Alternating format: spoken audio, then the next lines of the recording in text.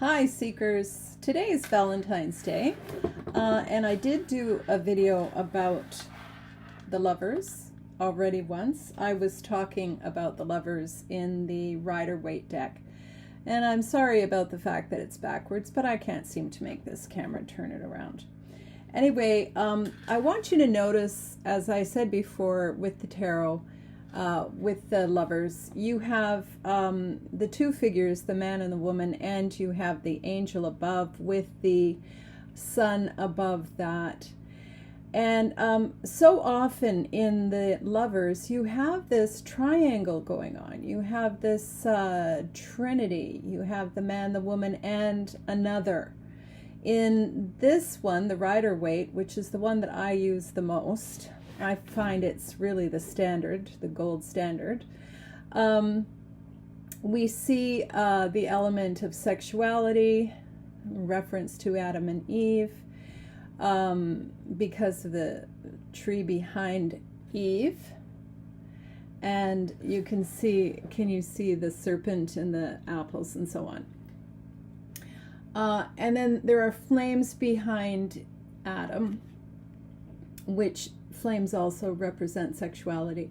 But the angel represents divine love, and the angel is giving them blessings and bringing them together. And the ultimate of divine love is the sun above the angel, which represents the love of the universe, the unconditional love of the universe for all living things. Okay, so that's the standard.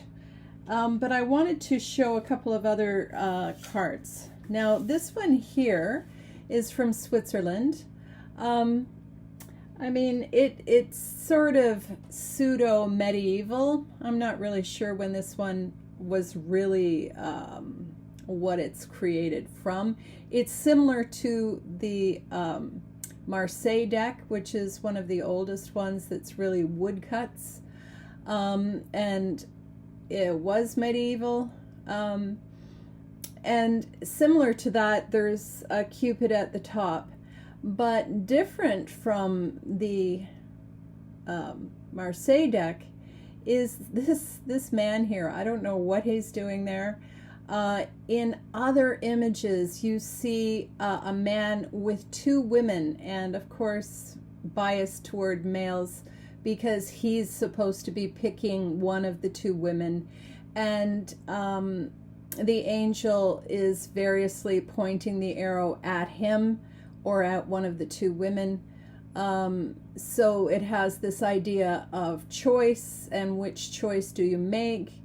Although the idea of Cupid with an arrow usually indicates that there is no choice, that you are going to be blinded by love, you're put under a spell.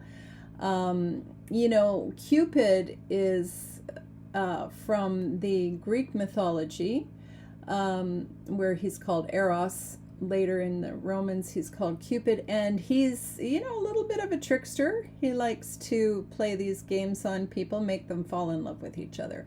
But that's another whole big story. So, but again, you have this man, woman, and a divine figure. And of course, ultimately, divine love is love for all.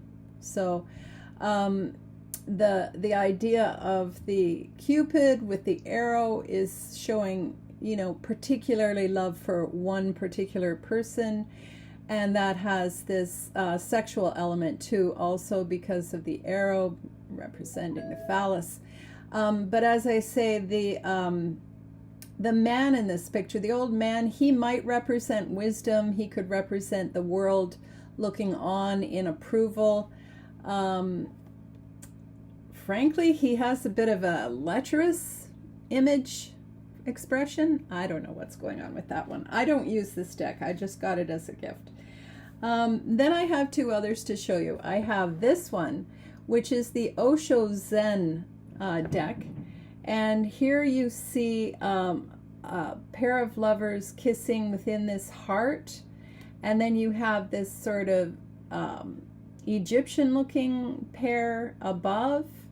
And then you have the heart has wings, as though to imply the taking off toward the higher realms. And then, of course, we have this bright light at the top, which is signifying the divine love of the universe. So in the commentary of this card, it talks about 3 levels of love. The sexual, which I guess we can assume is implied by this heart and the kissing in this image. And the heart is physical, so the sexual is on the physical realm. And then we have these 2 with the hair as being all starry, representing the mind and a higher level of love, because according to the commentary, the sexual is short-lived and stuck in the physical, whereas the love between 2 lovers is a little bit higher elevated than that, includes more of the divine love.